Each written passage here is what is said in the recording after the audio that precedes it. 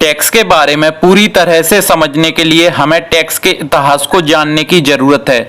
आपको बता दूं कि इंग्लैंड और अमेरिका में पहले कोई टैक्स नहीं लगता था। कभी कभार युद्ध का खर्च जुटाने के लिए कुछ समय के लिए टैक्स जरूर लगा करता था। सबसे पहले ब्रिटेन में 1799 से 1816 के बीच नेपोलियन से युद्ध के समय टैक्स लगाया गया था और अमेरिका में 1861 से 1865 के बीच हुए सिविल वॉर के खर्च को जुटाने के लिए टैक्स लगाया गया था।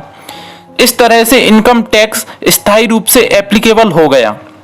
एक समय था जब अमेरिकी लोग टैक्स के विरोधी हुआ करते थे, लेकिन टैक्स का विचार लोकप्रिय बना और उसे ज्यादातर लोगों ने इसलिए माना क्योंकि उन्हें यह बताया गया था कि टैक्स अमीरों को सजा देने का और मध्यम वर्ग तथा गरीबों को मदद देने का साधन है। इसी कारण जनता ने टैक्स कानून के समर्थन में वोट दिए और यह नियम बन गया। हालांकि इनकम टैक्स का मकसद अमीरों को दंड देना है, लेकिन ऐसा नहीं हो रहा। दरअसल यह उन्हीं लोगों को दंड दे रहा है जिन्होंने इसका समर्थन किया था। मतलब यह गरीब और मध्यम वर्गीय लोगों को दंड दे रहा है। अब समझ लेते हैं कि इनकम टैक्स गरीब और मध्यम वर्गीय लोगों को जिंदा क्यों मार रहा है। एक बार सरकार ने पैसे का स्वाद चख लिया तो उसकी भूख बढ़ती गई। जैसे जैसे सरकार के कर्मचारी बढ़ते हैं तो उन्हें सैलरी देने के लिए उतनी ही ज्यादा टैक्स की जरूरत होती है।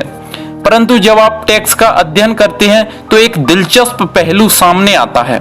जैसा मैंने कहा कि टैक्स का लागू होना सिर्फ इसलिए संभव हो सका क्योंकि जनता को स्पष्ट दिख रहा था कि इसकी वजह से अमीरों से पैसा लेकर गरीबों में बांट दिया जाएगा।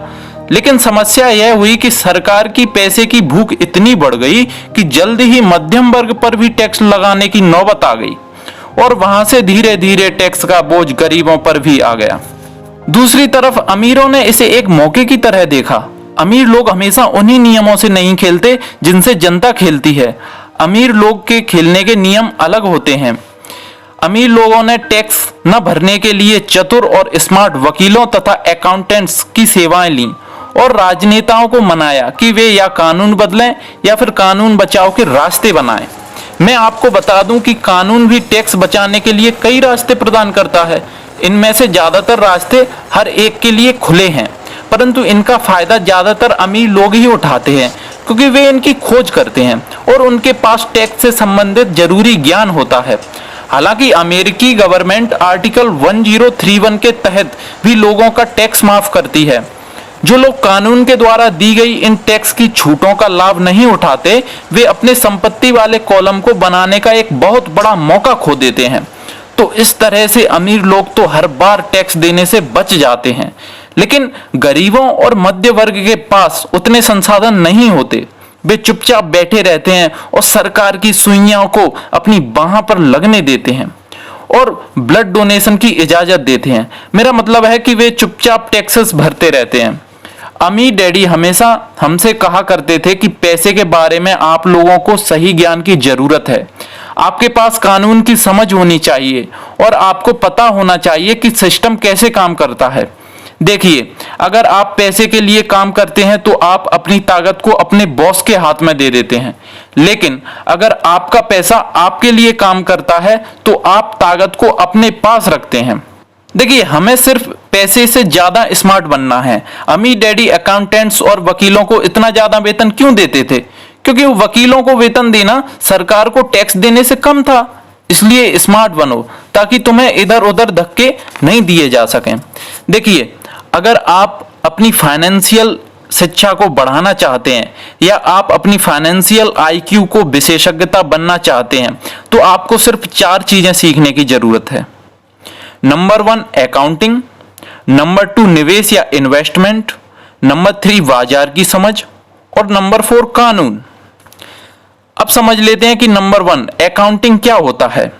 अकाउंटिंग को फाइनेंशियल शिक्षा भी कहते हैं। देखिए, आपके पास जितना ज्यादा पैसा होगा तो आपकी अकाउंटिंग शिक्षा भी उतनी ही मजबूत होनी चाहिए, नहीं तो आपका साम्राज्य ताश के पत्तों के महल की तरह ढह जाएगा। फाइनेंशियल शिक्षा से आप किसी भी व्यवसाय की कमजोरियों और मजबूतियों को पहचान सकते हैं। नंबर 2 है इन्वेस्टमेंट। इन्वेस्ट ही वह आर्ट है जिसके द्वारा पैसे से पैसा बनाया जाता है। और नंबर 3 है बाजार की समझ। मार्केट को समझने के लिए आपको सिर्फ 2 चीजों को समझना होगा, डिमांड एंड फुलफिलमेंट, मतलब बाजार सिर्फ मांग और पूर्ति से चलता है। और लास्ट है नंबर 4 लॉ या कानून। देखिए, कानून से हमें ना तो डरना है और ना ही लड़ना है, हमें सिर्फ समझना है। कोई भी आदमी जिसे कॉरपोरेशन द्वारा दिए जाने वाले टैक्स, फायदे और सुरक्षा का ज्ञान हो, वह बहुत ज्यादा तेजी से तरक्की कर सकता है। टैक्स के जो लाभ हैं वह हमें लेने चाहिए, लेकिन इसके अंदर जाना जब तक जरूरी नहीं है जब तक कि आपका बिजनेस या संपत्ति बहुत बड़ी ना हो। कानून के अंदर एक और महत्वपूर्ण चीज है, कानूनी मुकदमों से सुरक्षा कैसे पाएं। देखिए, जब अमीर लोगों पर यह इल्जाम लगाया जाता है कि इनके पास प्रॉपर्टी तो बहुत है लेकिन ये टैक्स नहीं चुकाते, और जब उनकी इंक्वायरी होती है तो उनके पास प्रॉपर्टी निकलती ही नहीं है, क्योंकि वे खुद अपनी प्रॉपर्टी के मालिक नहीं होते और वे अपनी सारी प्रॉपर्टी को तरीके से मैनेज करके रखते हैं। वही अगर मध्यम वर्गीय लोगों को देखा जाए तो वे अपनी हर चीज के स्वामी बनना चाहते हैं। तो आज की इस वीडियो में हमने बहुत सारी चीजें सीखी, उनमें से सबसे इंपॉर्टेंट लास्ट के 4 पॉइंट्स हैं। जल्दी ही नेक्स्ट वीडियो में फिर मिलेंगे इस बुक के नेक्स्ट चैप्टर के साथ। जब तक के लिए जहां भी रहें खुश रहें, और अगर आप ऐसी ही बुक्स पढ़ने में इंटरेस्टेड हैं तो चैनल को सब्सक्राइब जरूर करें। Thanks for watching.